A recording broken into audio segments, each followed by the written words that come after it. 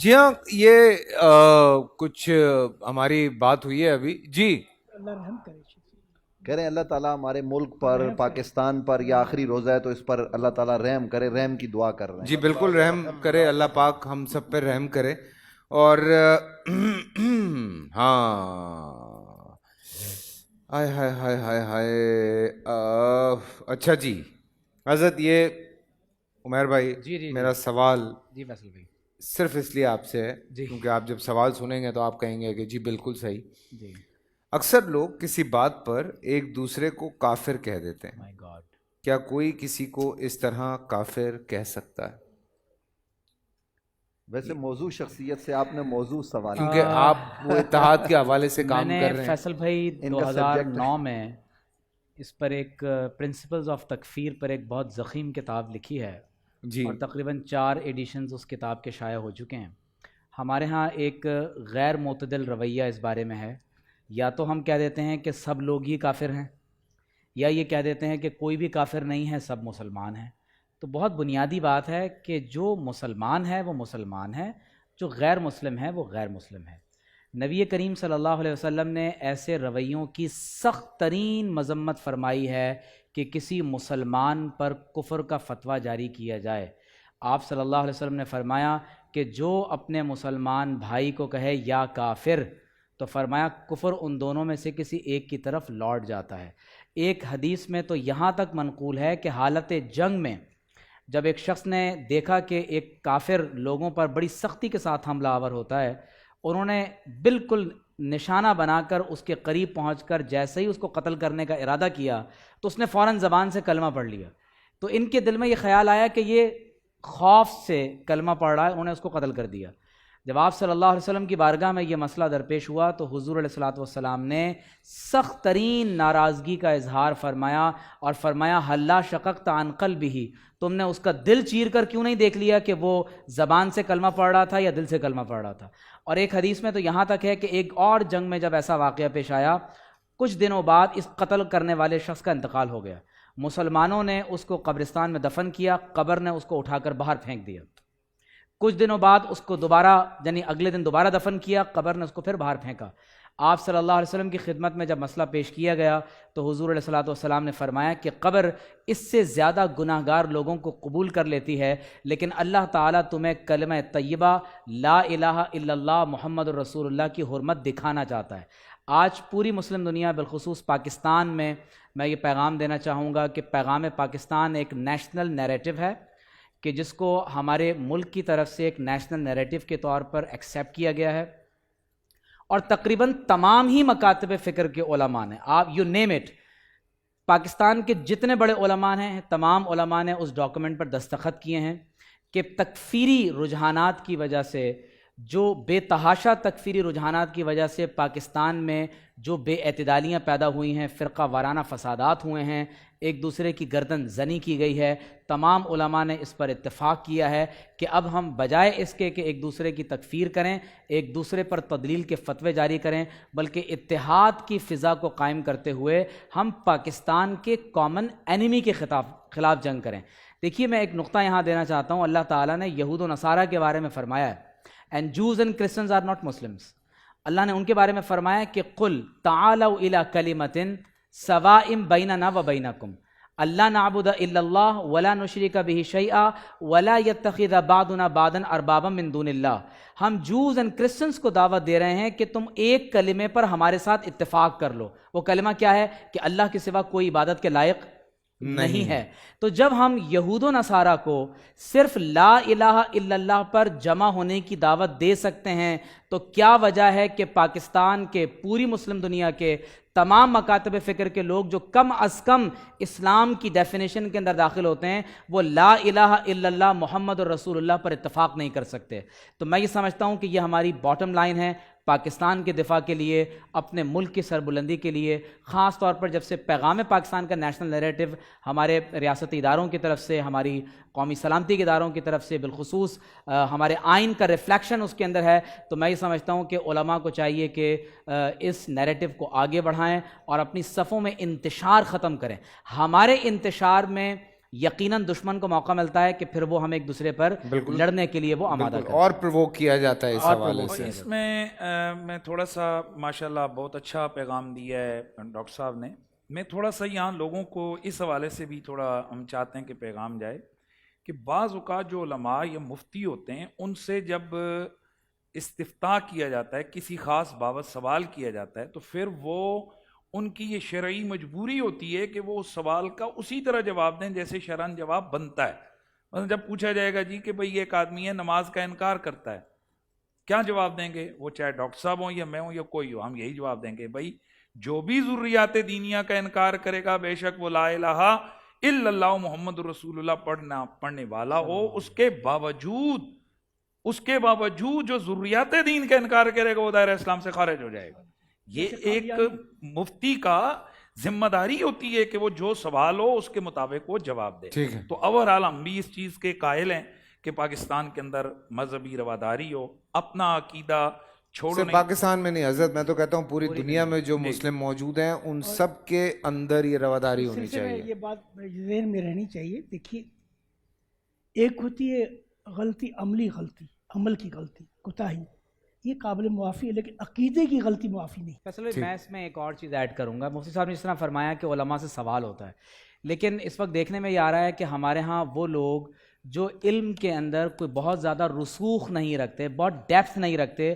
ہوتا یہ ہے کہ وہ کسی کے بھی بارے میں کوئی بات سن لیتے ہیں، ایک سوال کہیں بھی بھیج دیا جاتا ہے اور غیر ذمہ دار قسم کے افراد جو ہے وہ اس بارے میں ایک فتویٰ جاری کر دیتے ہیں. تو میں یہ سمجھتا ہوں کہ پاکستان کے موجودہ حالات کے تناظر میں ایک ایسی نیشنل باڈی کی ضرورت ہے کہ اگر اس طرح کا کوئی سنگین مسئلہ اللہ نہ کرے کبھی کوئی پیدا ہو جاتا ہے تو وہ جو نیشنل باڈی ہے وہ باقاعدہ عدالتی کارروائی کے یعنی پورے پروسیس سے گزر کر اس چیز کو دیکھا جائے کہ آیا کہ یہ فرد جس کے بارے میں اتنی بڑی بات کی جا رہی ہے کہ یہ پہلے مسلمان تھا اب یہ کافر ہو چکا ہے نعوذ باللہ، تو یہ کوئی معمولی بات نہیں ہے.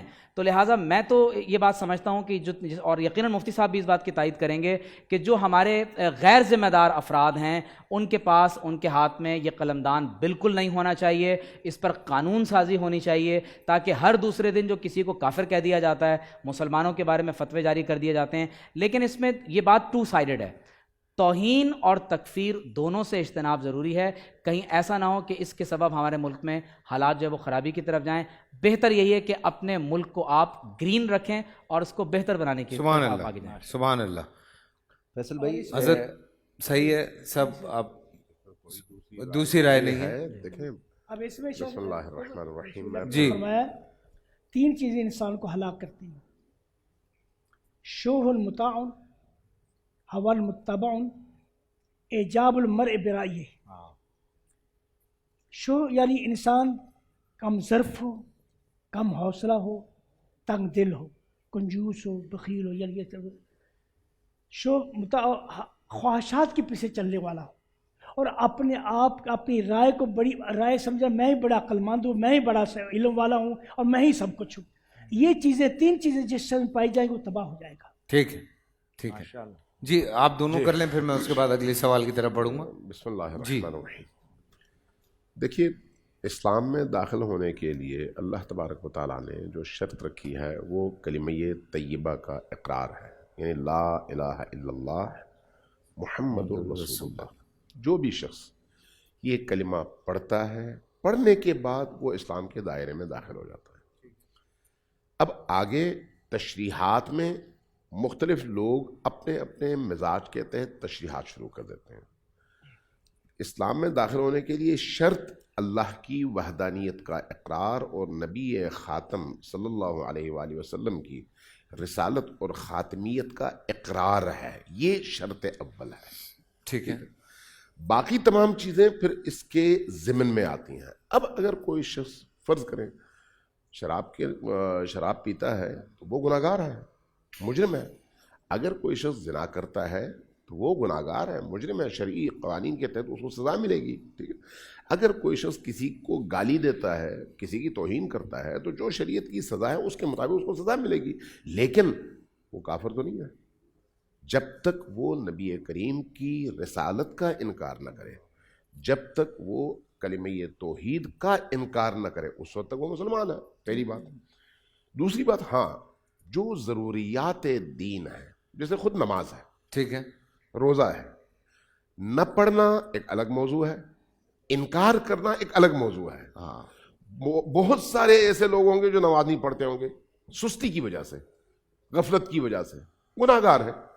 لیکن کوئی شخص اگر آ کر یہ کہے بھئی نماز نام کی کوئی چیز اسلام میں ہے ہی نہیں، میں نماز مانتا ہی نہیں ہوں، اسلام میں ہی نہیں آئے، یعنی نماز کا وہ انکار کر دے، یہاں پر اس کے بارے میں پھر فقہا کہتے ہیں کہ وہ اسلام کے دائرے سے خارج ہو جاتا ہے. ٹھیک ہے.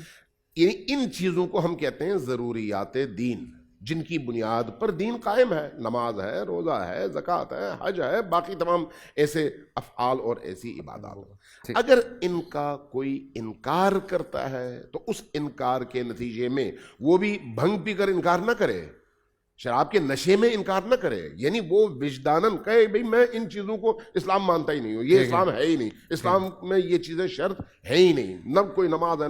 اسی طرح سے خاتمیت ہے، نبی کریم کی خاتمیت بھی ان بنیادی ترین چیزوں میں سے ہے. اگر ان چیزوں کا کوئی انکار نہیں کرتا تو اس کے بعد اگر وہ گناہ گار ہے تو گناہ گار کی سزا کی ڈیفینیشن موجود ہے کہ کس گناہ کی کیا سزا ہے.